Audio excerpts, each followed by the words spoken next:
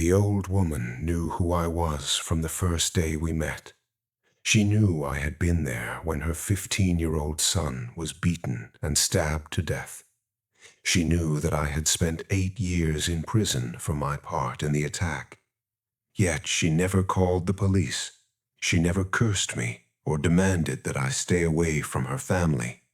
Instead, she offered me laundry detergent, accepted a ride home, and eventually invited me into her life.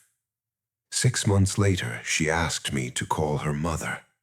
18 months after that, she died in the bedroom across from mine. Before her death, she left me an old suitcase filled with traditional clothing, silver jewelry, and a cassette tape bearing my name. Her recorded message contained only 11 words. "I forgave you, my son, but the one beneath the garden did not." I listened to it 3 times. Then I opened the suitcase again. Beneath the folded clothes lay an object that had not been there moments earlier. It was a hunting knife with a cracked wooden handle. I recognized it immediately. It was the knife my friend used to kill her son. The police had sealed it inside an evidence room more than a decade earlier. Now it rested on my mother's wedding clothes. The blade was wet with fresh blood. Before I explain what happened after that, I need to tell you about the worst night of my life. It began on November 24th, 1995, during a bitterly cold holiday weekend in St. Paul, Minnesota. I was 16 years old and convinced that loyalty mattered more than life. My friends and I belonged to a neighborhood gang that had been fighting another group for months. Most of the violence began over things so small that I can no longer remember them. An insult at school, a stolen jacket, someone crossing the wrong street. But once blood had been spilled, no one wanted to appear weak. That afternoon, we learned that one of our friends had been attacked near a convenience store. His face was swollen, 2 teeth were missing, and his jacket was covered in blood. By evening, all anyone could talk about was revenge. 3 of us climbed into a rusted gray car and drove toward the east side. My friend Ving sat in the passenger seat. He was 18 and carried a hunting knife inside his coat. I knew about the knife. For years, I told myself I had not seen it. That was a lie. I saw him touch the handle every time we passed a group of teenagers. I could have asked him to put it away. I could have told the driver to turn around. Instead, I stared through the window and imagined how people would respect us after that night. Shortly before midnight, we reached the 800 block of Payne Avenue. The sidewalks were nearly empty. Christmas decorations hung from the shops, glowing red, green, and gold against the frozen streets. 2 boys stood near a closed grocery store. Neither of them looked dangerous. One appeared to be around 17. The other was smaller, wearing a dark blue jacket that seemed too thin for the weather. Ving said they belonged to the rival gang. I never asked how he knew. We stopped the car. The older boy ran as soon as he saw us approaching. The younger one hesitated for a fraction of a second. That hesitation killed him. We surrounded him near an alley entrance. His name was Chu Vang, although I did not learn that later. He was 15 years old, 1 year younger than me. Ving demanded to know where his friends were. Chu said he did not know what we were talking about. The driver struck him first. I joined in. I remember Chu falling against the brick wall. I remember the sound of his head hitting it. I remember grabbing his jacket when he tried to run. Then Ving pulled out the knife. Everything after that happened in fragments. A flash of metal beneath the Christmas lights. A wet sound between the punches. Steam rising from blood as it reached the frozen pavement. Chu's expression changing from fear to disbelief. Ving stabbed him repeatedly in the chest and abdomen. The blade punctured a lung and tore through his liver. I did not stab him, but I held his arm during the first strike. That truth has followed me longer than any prison sentence. When Ving stepped back, Chu slid down the wall, his hands pressed against his wounds as though he could force the blood back into his body. The driver shouted that we had to leave. I turned to run. Chu caught my wrist. His hand was warm and slippery. I looked down at him. There was something strange in his eyes. The pain had disappeared, replaced by a calmness that frightened me more than screaming would have. He spoke my name, Cow. I froze. I had never met him. I was not wearing anything with my name on it, and neither of my friends had spoken it during the attack. "How do you know me?" I asked. Chu's lips moved again. "She already made a place for you." Then his grip loosened. We abandoned him in the alley and drove away. No one spoke inside the car. Ving wiped the knife on his sleeve before placing it beneath the passenger seat. The driver turned the radio up, but every station carried the same sound, a washing machine rotating slowly, water striking metal in a steady rhythm. Ving told him to shut it off. The radio continued playing after the power was disconnected. At a red light, I looked into the side mirror. Chu stood in the road behind us. His blue jacket was open, revealing the wounds across his chest. Snow fell through his body. One hand remained extended, as though he were still holding my wrist. I spun around. The road was empty. When I faced forward again, a bloody handprint covered my outside of my window. The traffic light changed. We drove away without stopping. I returned to my sister Lee's house shortly after 1 a.m. My mother had died when I was 2, and I had been estranged from my father for years. Lee and her husband had taken me in when I had nowhere else to go. She was waiting in the kitchen. She asked why there was blood on my sleeve.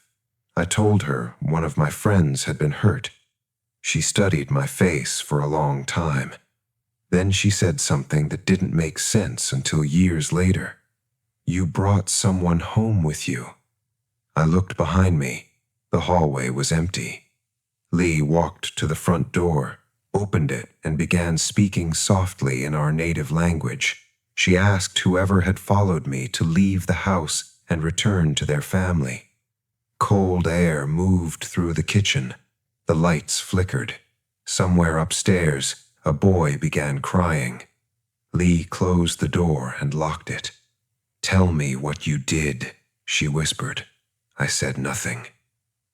Police arrived shortly after sunrise. Their flashing lights covered the snow in red and blue. From my bedroom window, they looked like twisted Christmas decorations. I was arrested along with the other 2 boys. During questioning, I learned that Chu had died before reaching the hospital. The prosecutor charged us as adults. Ving received 25 years for using the knife. The driver and I each received 8. Chu's entire family attended the sentencing. His oldest brother, Toa, delivered a furious statement. He described Chu as a quiet boy who loved drawing cars and wanted to become a mechanic. He asked the judge to give us the harshest punishment allowed. Then Chu's mother stood. She was a small woman wearing dark traditional clothing. Her hair was streaked with gray, and grief had hollowed her face. She did not speak. She only looked at me. I expected hatred. Instead, she raised one hand and pointed toward the empty space beside my chair. I turned. Chu was sitting next to me. His blue jacket was soaked with blood. His skin had become gray, and the wounds beneath his ribs opened and closed with every breath. No one else reacted. He leaned close to my ear. "My mother can see me," he whispered, "and now she can see what follows you." The judge announced my sentence. As the guards led me away, Chu's mother finally spoke. Her voice was barely audible. 8 years will not be enough time. I thought she meant I deserved a harsher punishment. I was wrong. She was warning me. That night, inside my prison cell, I awoke to the sound of a washing machine running behind the concrete wall.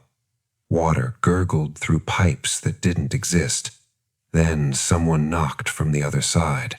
3 slow knocks. A young boy spoke through the wall. "Cal, do you remember my face?" Before I could answer, another voice whispered directly beneath my bed. It sounded exactly like my dead mother. "Don't speak to him," she said. "He isn't the only one who came home with you." I did not sleep again that night. When morning arrived, I searched beneath the bed. There was nothing there except dust, a pair of prison-issued shoes, and 4 wet fingerprints pressed into the concrete floor. I told myself they had been left by a previous inmate. That explanation lasted until the following night. At exactly 12:14 a.m., the time listed on Chu's death certificate, the washing machine began turning behind the wall again. The sound always followed the same pattern. Water entered invisible pipes. A metal drum rotated 3 times. Then came 3 knocks. Chu would ask whether I remembered his face. The voice beneath my bed would warn me not to answer. Sometimes it sounded like my mother. Other nights it imitated Lee, my father, or even one of the correctional officers. I never responded to either voice. In my first 6 months in prison, I barely slept. My cellmate eventually requested a transfer because he claimed a blood-covered boy stood over me every night. Before leaving, he gave me one warning. "The boy isn't trying to get inside your dreams. He's trying to wake you before something else does." Prison taught me that there were people who committed terrible acts and people who had surrendered completely to becoming terrible. I desperately wanted to believe I still belonged to the first group. An older inmate named Samuel noticed that I spent most nights sitting awake. He told me not to let my sentence consume the few decent parts of me that remained. "You can't change what you did, but you can decide what the man who did it becomes." I began reading everything I could find. I completed classes, worked in the kitchen, and repaired broken appliances in the prison workshop. Washing machines were the only machines I refused to touch. For 8 years, Chu visited me. He appeared in reflective surfaces, dark windows, and polished metal. He never attacked me. He simply watched. As time passed, his wounds became less visible. By my final year, he often appeared as an ordinary 15-year-old boy, wearing a clean blue jacket. The other presence was different. It remained beneath beds, inside drains, and behind walls. I never saw its complete form. Occasionally, I glimpsed long black hair disappearing around a corner, or pale fingers curling out of a sink. Unlike Chu, it grew stronger. The night before my release, the washing machine began spinning faster than ever. The entire cell shook. Chu appeared beside the door. "Don't go with the old woman," he said. It was the first time he had spoken besides his usual question. "What old woman?" His eyes shifted toward the space beneath my bed. "She wants a son." A woman's laughter rose from the floor. When the guards opened my cell the next morning, the concrete beneath my bed was covered with wet soil. I was released with 2 boxes of belongings, a small amount of money, and no clear idea where to go. Friends who had once called me family avoided me. Relatives stopped answering my calls. Employers saw my conviction before they saw anything else. Lee allowed me to stay at her house, but her husband made it clear that I had 6 months to find another place. I did not blame him. I found work on the second shift at a packaging warehouse. The pay was low, but the routine helped. Every Saturday afternoon, I took my clothes to a laundromat several blocks from Lee's house. That was where I first met the old woman. She was small and thin, perhaps in her late 60s, with silver threaded through her black hair. She always used the washing machine beside mine and carried her clothes in 2 oversized plastic bags. For 3 weeks, we never exchanged more than a polite greeting. On the 4th Saturday, I forgot my detergent. I stood in front of the machine, searching my pockets as though coins might somehow become soap.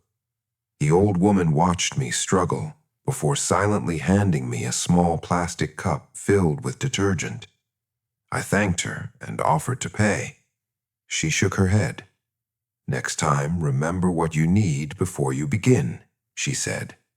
Her English was careful but clear. Something about her voice unsettled me. I had heard it before. Not in prison. Somewhere earlier. When she turned back toward her machine, I noticed that she had placed a small boy's blue jacket inside the drum. The jacket was heavily stained, but the discoloration looked too dark to be ordinary dirt. I looked again when the cycle finished. The jacket was gone. That afternoon, rain began falling heavily. As I drove home, I saw the woman walking along the roadside. She held one plastic laundry bag over her head while struggling with the other.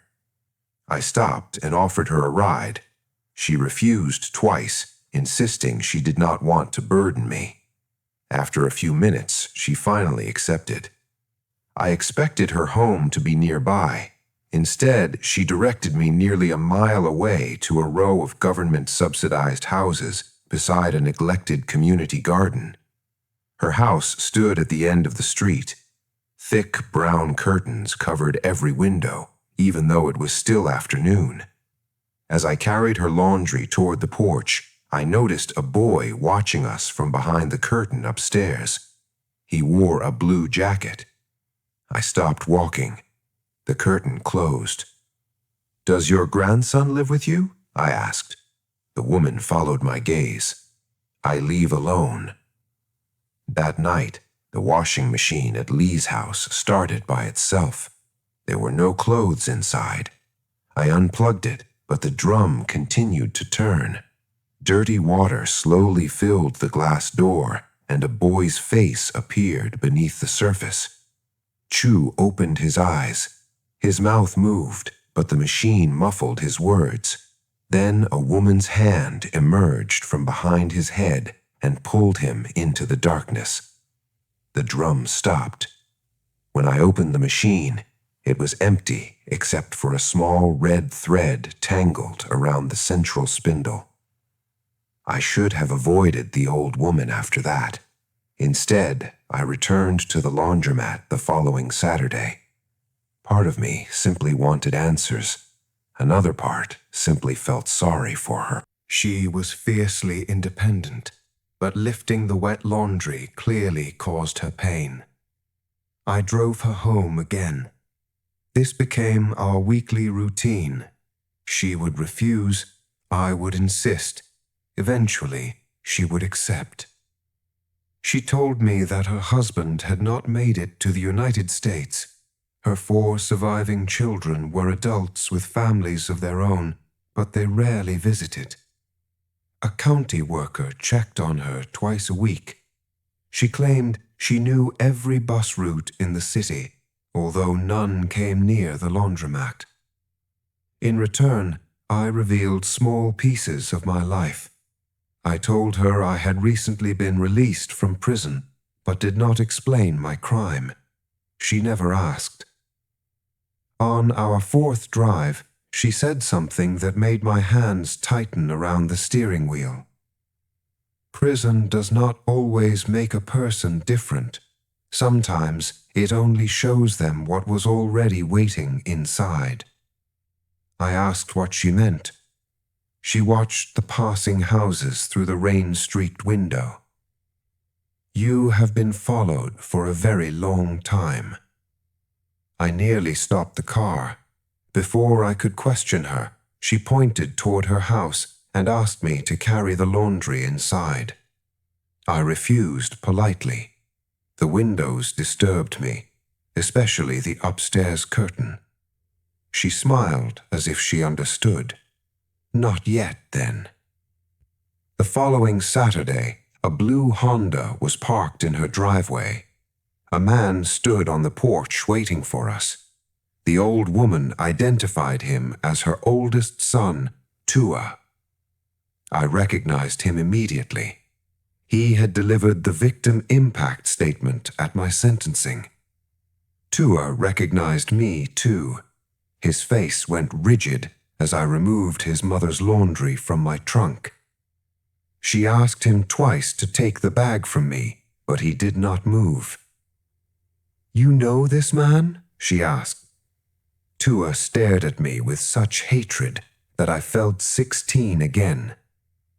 He was there when Chu died. The old woman's expression did not change. She looked at me for a long time. Then she took the laundry bag from my hands herself. Tua pulled her into the house and slammed the door. I did not see her at the laundromat for the next 4 weeks. When she finally returned, autumn had replaced summer. She seemed weaker, and her hands shook as she loaded her machine. I asked if Tua had told her everything. Yes. Then why did you come back? She closed the machine door. Because I still need clean clothes. I did not know whether she was joking. On the drive home, she asked me to stop at a grocery store. Afterwards, she insisted that I come inside for dinner. The house smelled of herbs, rice, and old wood. Every curtain was closed, making the rooms feel disconnected from the afternoon outside. A table had been prepared for 3 people. The old woman sat across from me. The third place remained empty. She served food into all 3 bowls. Then she spoke her son's name. Chu was a good boy, but anger found him before wisdom did. My appetite vanished. She admitted that she knew who I was even before Tua identified me. How? She pointed toward the empty chair. He told me. The chair creaked. An invisible weight settled onto it. I looked at the untouched bowl. A bloody fingerprint appeared along its rim. The old woman calmly continued eating. If you are truly sorry, then perhaps there is still something human inside you worth saving. A framed photograph stood on a cabinet behind her. 5 family members posed in a garden. The youngest boy wore a blue jacket. It was Chu. As I stared at the picture, his image slowly turned its head. His eyes met mine. Then the version of Chu inside the photograph raised one finger and pointed toward the closed curtains behind me. A shadow stood on the other side.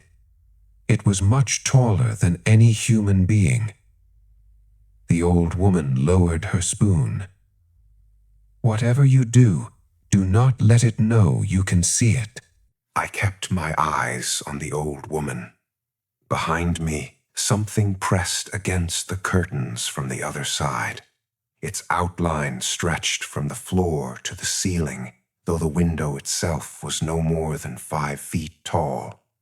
The fabric moved inward. Whatever stood outside was not being stopped by the glass. The empty chair beside me creaked again. In the framed photograph, Chu shook his head, warning me not to turn around. The old woman began speaking softly in our native language. Her words sounded like a mother comforting a frightened child. The pressure against the curtain slowly disappeared. A moment later, something scratched across the outside wall and crawled toward the roof. Only then did the old woman look behind me. She introduced herself as Mai. After Chu's death, Mai said, he began appearing inside the house. At first, she believed grief was playing tricks on her.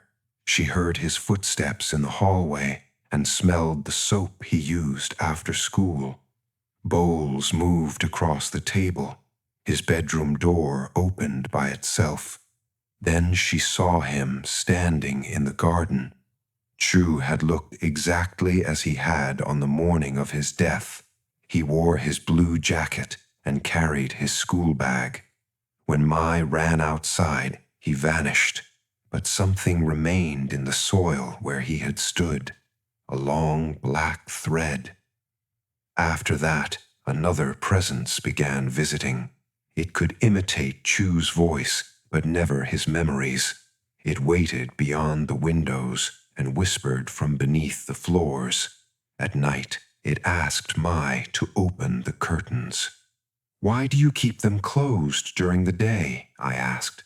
"Things invited by grief do not always fear sunlight," she replied, "but they dislike being seen clearly." She believed the presence had attached itself to Chu in his final moments. His fear, pain, and anger had opened a path. I remembered the voice beneath my prison bed. Was it following him or me? Mai considered the question. Both. Chu had died holding my wrist. In that moment, something passed between us.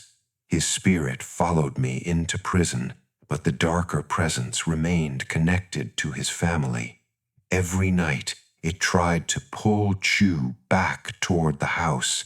It did not want him to move on. It wanted his grief to remain alive.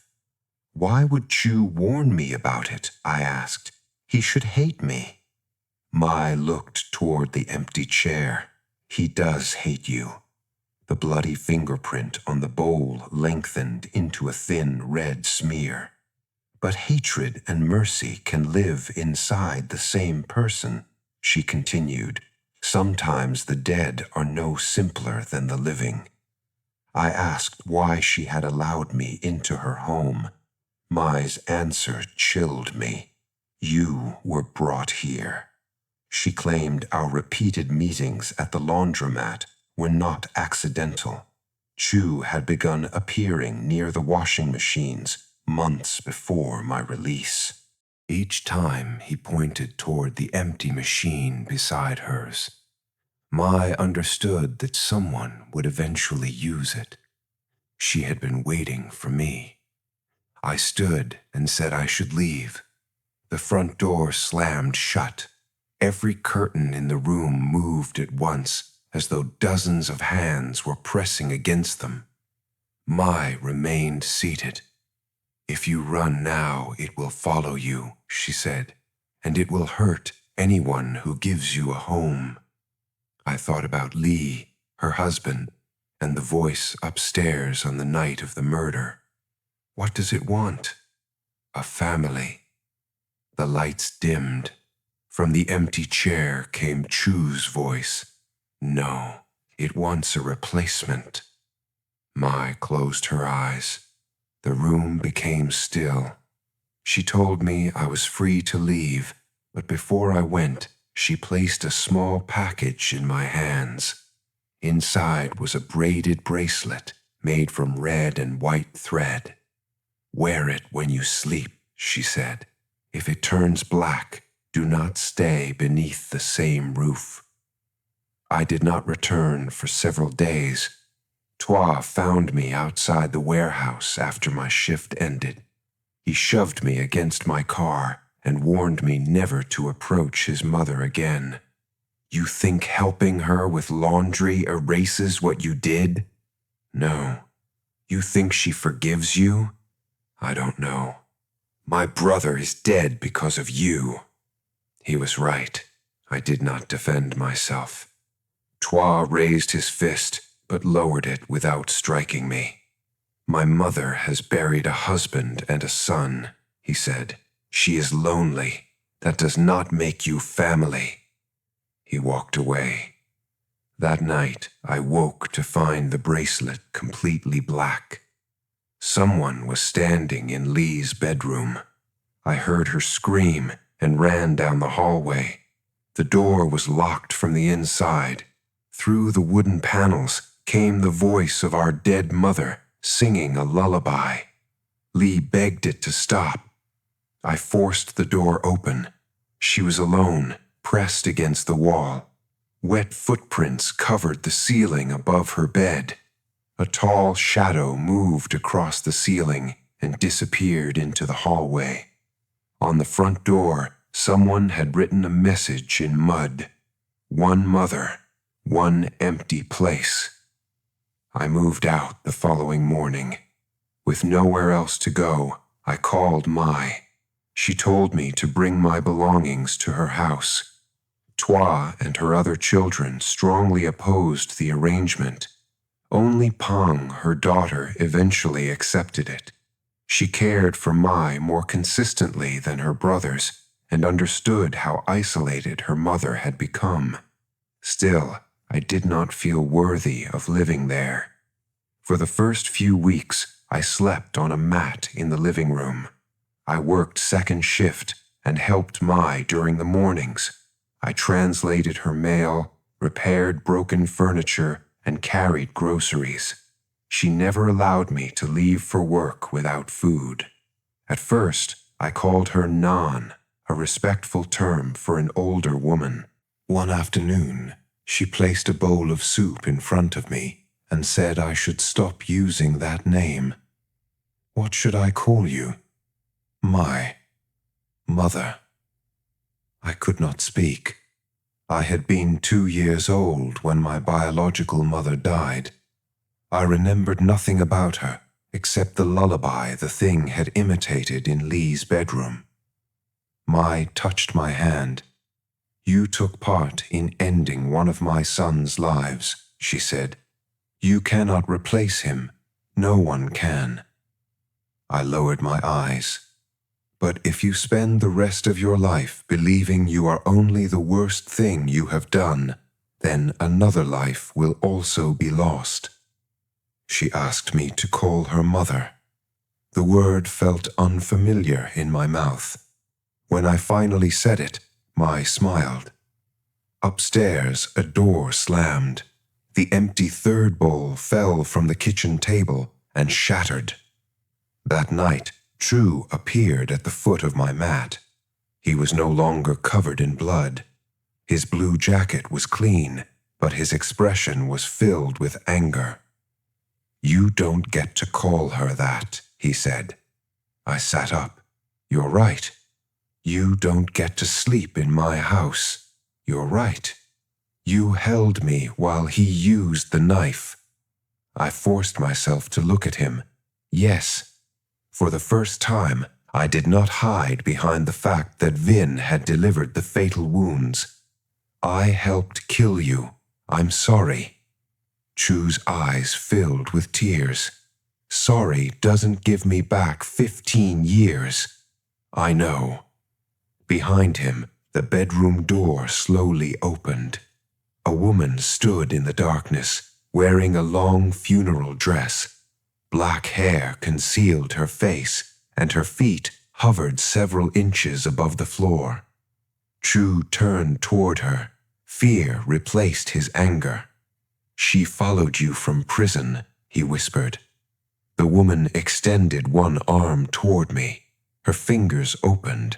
A mouth appeared in the center of her palm. It spoke in my dead mother's voice. "Come to me, son." Mai entered the hallway carrying a candle and a bowl of water. She ordered the spirit to leave. The woman's head tilted, then she vanished. The following months were unexpectedly peaceful. I installed a second-hand washer and dryer, so Mai no longer needed to travel to the laundromat. I repaired the leaking roof and convinced her to open the curtains during the day. Sunlight transformed the house. For a while, the shadows disappeared. Mai began gardening again on a small plot leased from a relative. Her grandchildren visited and competed to find the largest cucumbers.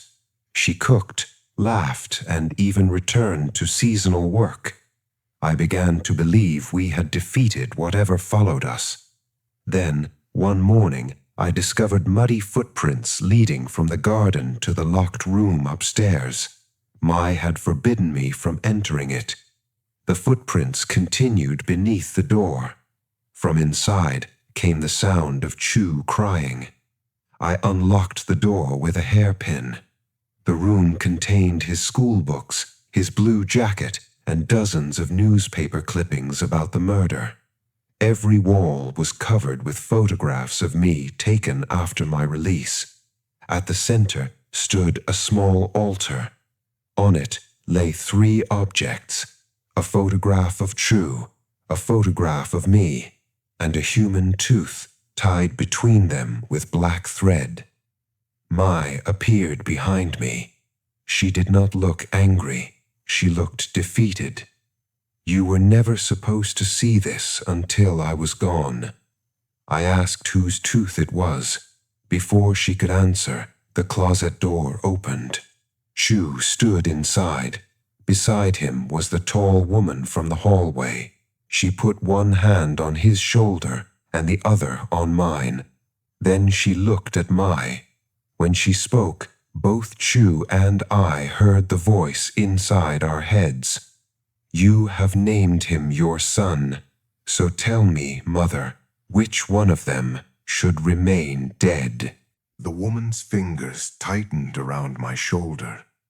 Cold spread through my body, and the room vanished. For one unbearable moment, I was back in the alley on Payne Avenue. Christmas lights reflected across frozen blood. Chu lay beneath me while I held his arm. Vien raised the knife again and again, but this time Chu had my face. I watched myself die with every strike. Then Mai shouted a name I did not recognize. The vision shattered. I collapsed against the altar as Mai threw the bowl of water across the room. The spirit released us. Her body folded into the darkness of the closet and disappeared. Chu remained for another second. He looked at the tooth tied between our photographs. "That belongs to her first son," he whispered. Then he vanished as well. Mai closed the curtains and locked the room. Downstairs, she told me the truth. Before Chu was born, Mai had delivered another son who died before taking his first breath. According to an old family custom, a personal piece of the child was kept so his spirit would remember the way home. The tooth on the altar had not come from a newborn. It belonged to Mai's husband. He had died in a refugee camp before reaching America.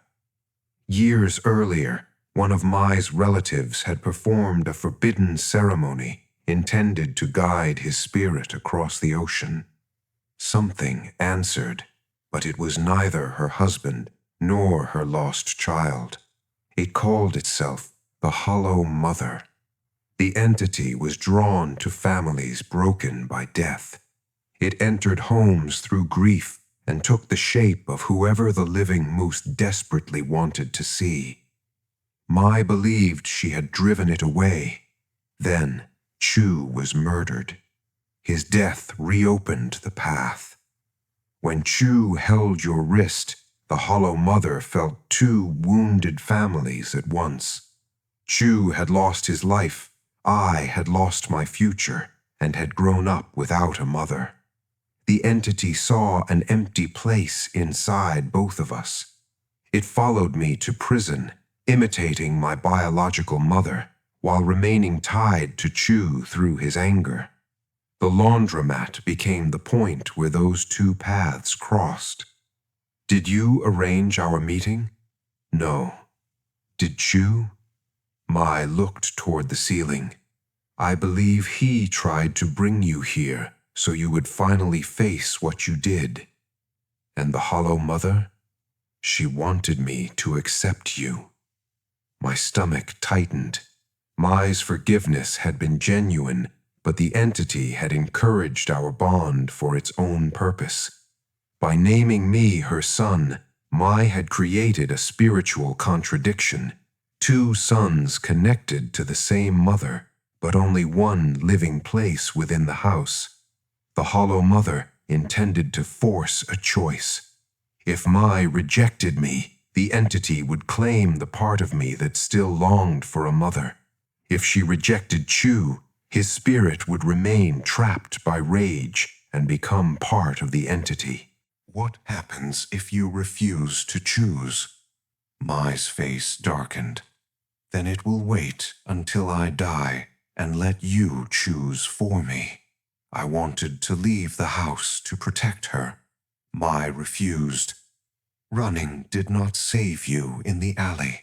It will not save us now. We dismantled the altar and burned the photographs of me. Mai wrapped her husband's tooth in white cloth and buried it beyond the garden. For several weeks, nothing happened. Then the washer began turning at 12:14 every night. At first, its drum was empty. Later, we found objects inside. Chi's school notebook, a blood-stained shoelace, the bracelet that had turned black at Lee's house, a prison uniform bearing my identification number. None of those things had been placed in the machine. The water bill rose, although we disconnected the supply. Whenever the drum turned, muddy footprints appeared elsewhere in the house. They traveled from the laundry room to Mai's bedroom and stopped beside her bed. I began sleeping outside her door. One night, I woke to the sound of a child laughing in the garden. Through a gap in the curtains, I saw Chi standing among the vegetable rows. He looked alive. Beside him, Mai's grandchildren searched for cucumbers beneath the moonlight. I almost opened the door. Then I remembered that her grandchildren were at their own homes. The children in the garden turned toward the window. Each had an empty black opening where a face should have been. Chi shook his head and pointed behind me. The Hollow Mother stood at the end of the hallway. She no longer wore my mother's face. Her body was impossibly thin, wrapped in layers of funeral cloth. Dozens of arms emerged from under the fabric, each cradling an invisible child. She moved without taking a step. I could not scream. The mouths in her palms whispered simultaneously, "Every mother needs someone to mourn." Mai opened her bedroom door and stepped between us. "You are not a mother. You only feed on what mothers lose." The spirit recoiled. Every curtain in the house tore from its rail. Morning light flooded the rooms, although it was still the middle of the night. The Hollow Mother released a deafening cry and dissolved into a cloud of black thread. Mai collapsed.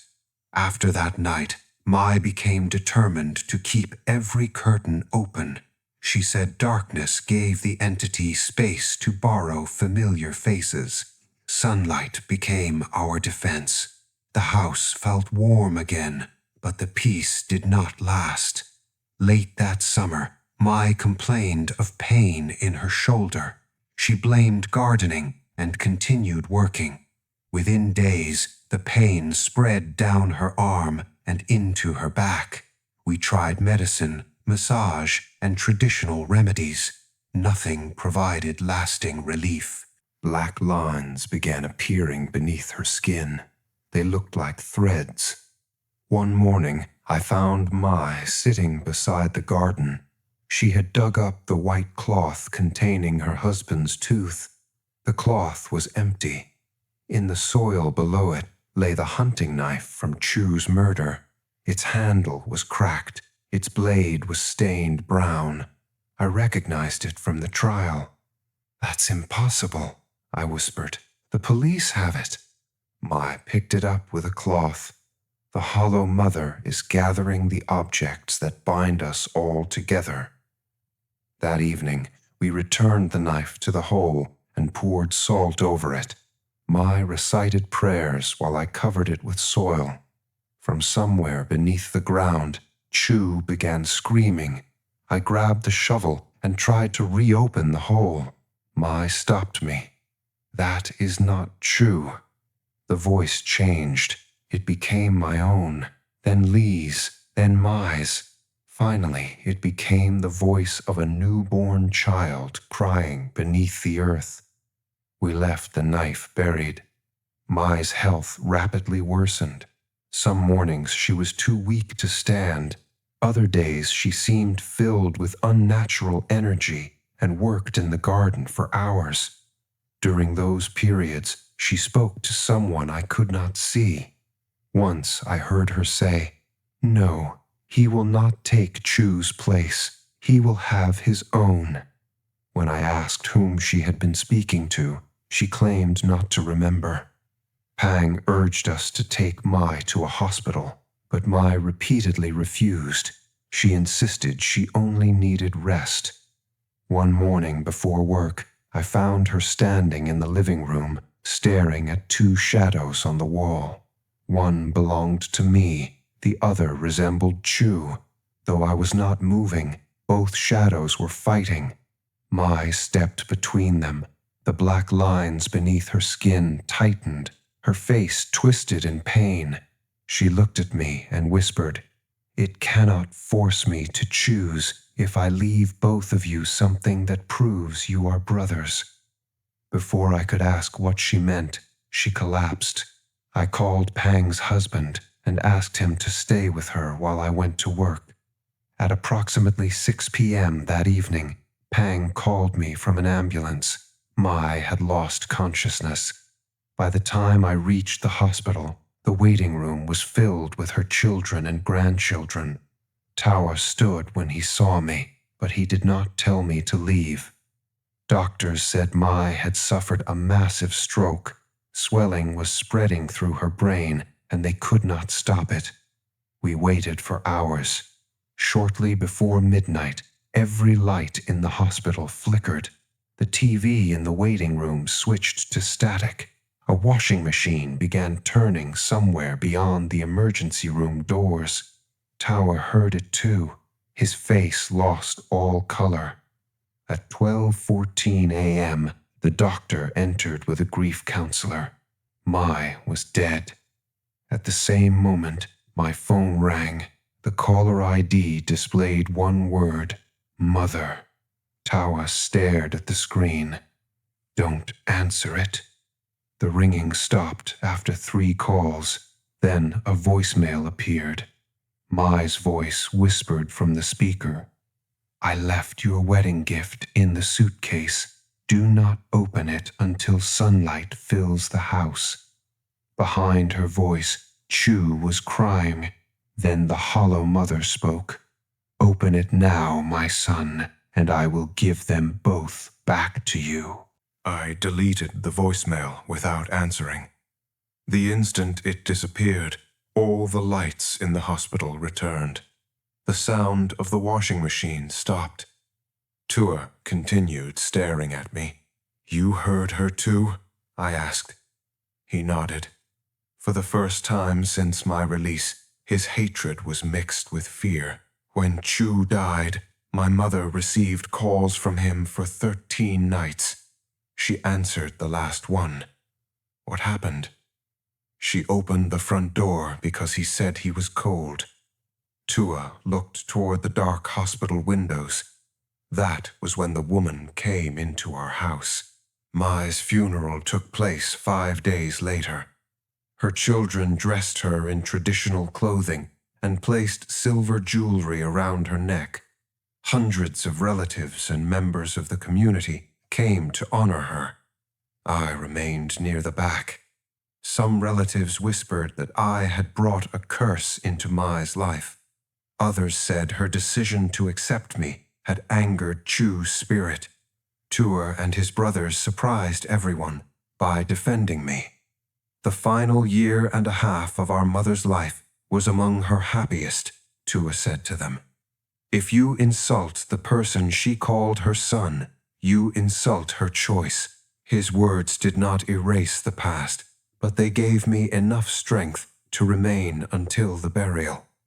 That night, I dreamed of the Payne Avenue alley. Chu was waiting beneath the Christmas lights. He no longer wore his blue jacket. Instead, he wore the same traditional clothes Mai had prepared for me inside the suitcase. "You don't deserve her," he said. "I know." His eyes filled with anger. "You always say that." "What do you want me to say?" "I want you to stop agreeing with everything because you think hating yourself is the same as taking responsibility."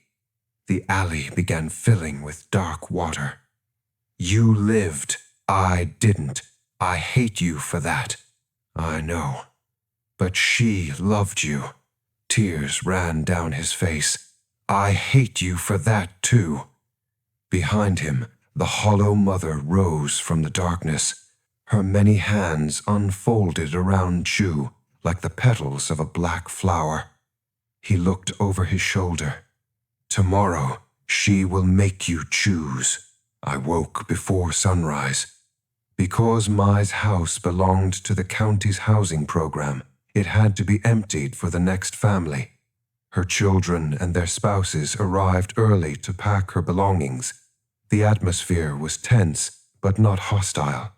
Pang gave me Mai's cooking pots. One brother offered me the second-hand washer and dryer I had installed. Tua said nothing for most of the morning. The curtains remained shut. I remembered Mai's warning. Do not open the suitcase until sunlight fills the house. When I reached for the curtains, Tua stopped me. Our mother always kept them shut. Not during her last year.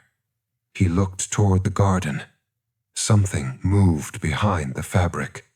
A child's hand pressed against the window from outside. Tua released my arm. Together we pulled every curtain open. Morning sunlight flooded the house. The dark shapes outside vanished. Dust floated through the golden beams, and the old vinyl floor reflected the light with a warmth I remembered from the days Mai cooked near the window. Pang's husband then recalled the instruction Mai had given him on the day she became ill. She wanted me to receive the suitcase stored in her closet. He carried it downstairs and placed it on the living room floor. Tua, Pang, and their 2 brothers gathered around me. I opened it. Inside were neatly folded traditional clothes, a silver necklace, bracelets, and several pieces of jewelry normally given as wedding gifts. A cassette tape rested on top. My name was written across its label in Mai's handwriting. Pang found an old tape player in the kitchen. We inserted the cassette. Mai's voice filled the room. "My children, If you are hearing this, then I have already left you." Each of her children began to cry. I have carried grief for many years. I believed grief was proof of love, so I protected it. I fed it. I closed every curtain and gave it a room inside my home. A second voice whispered beneath hers, too faint to understand. But grief that is never released becomes a hungry thing. It begins to speak for the dead. Mai addressed each of her children by name. She apologized for the distance between them and thanked Pang for visiting when the others could not. Then she addressed Chu. "My son, I never replaced you. A mother's heart does not have one chair that another child can steal. It creates another place." The walls creaked. A cold wind moved through the closed house. Finally, Mai spoke to me. "Cow, forgiveness does not mean that what you did no longer matters. It means I refused to let that terrible night decide every day that came afterward."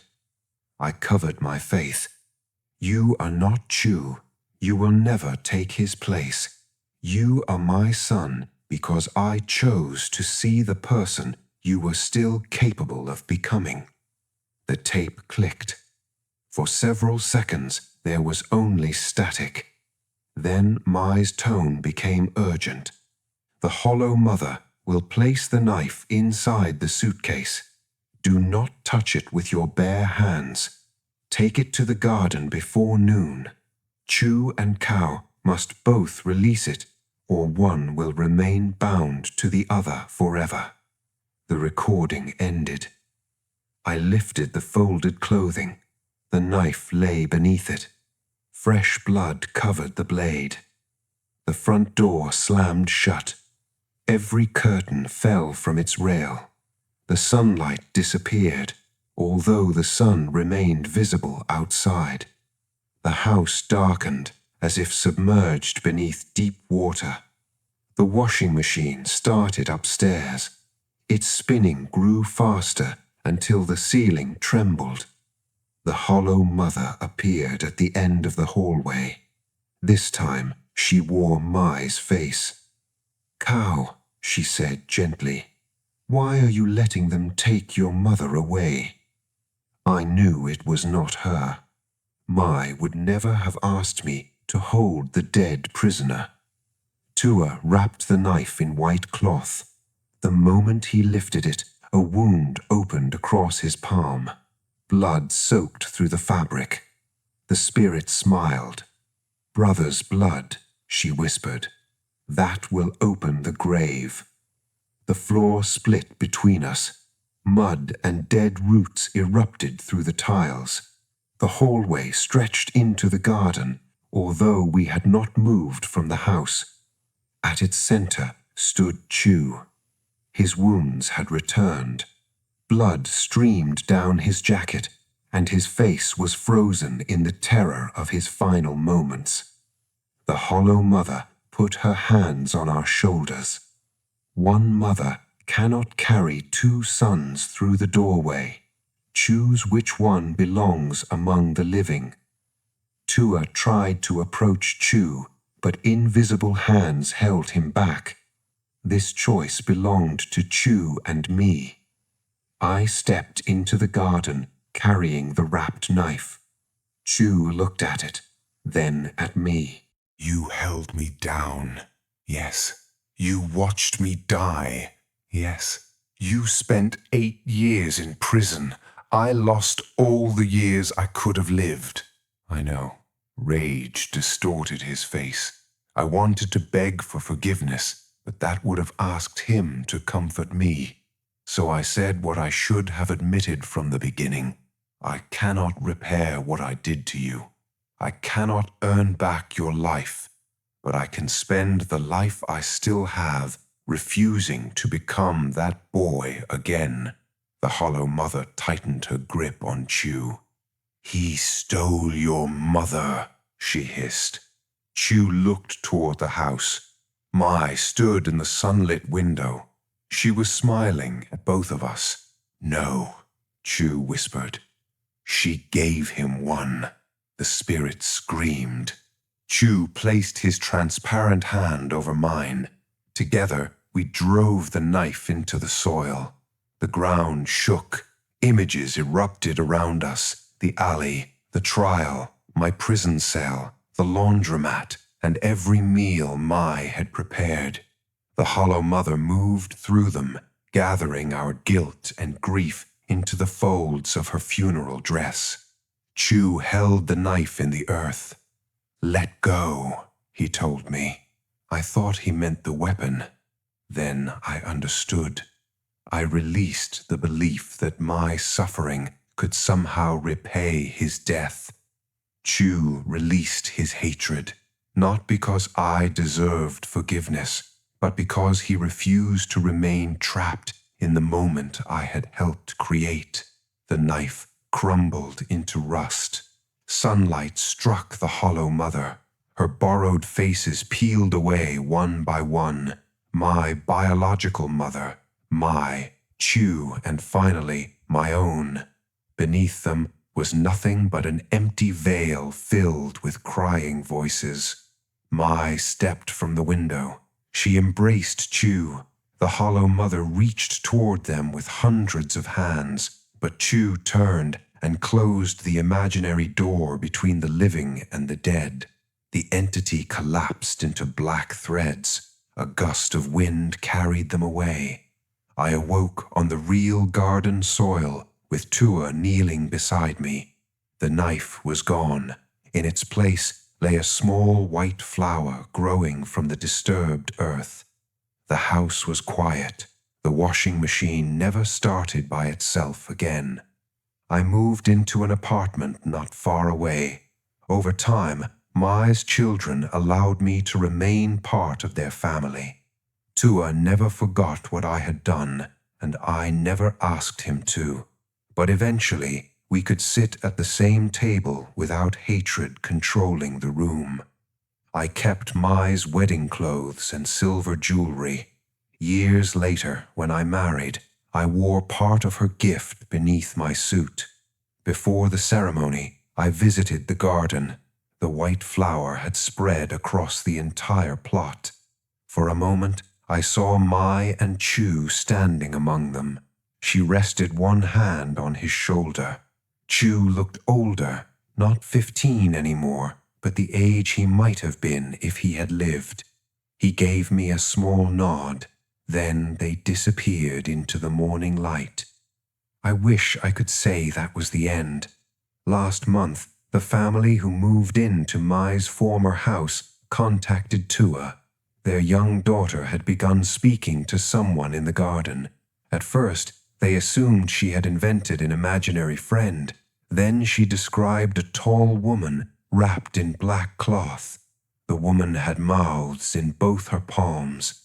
Every night at 12:14, the child stood beside the washing machine and listened to it turn. When her parents asked who she was talking to, she always gave the same answer: the mother under the garden. Yesterday, Tua and I returned to the house. The new family had already fled. All the windows were covered by thick curtains. On the living room floor stood an old suitcase that none of us recognized. Inside were two nicely folded sets of children's clothing. One was blue. The other had my name stitched across the chest. Behind us, the washing machine began filling with water. My phone rang. The caller ID displayed Mai's name. I waited through 3 rings. The call stopped. Then the suitcase moved. Inside it, my mother's voice whispered, "My son, you forgot to close the door."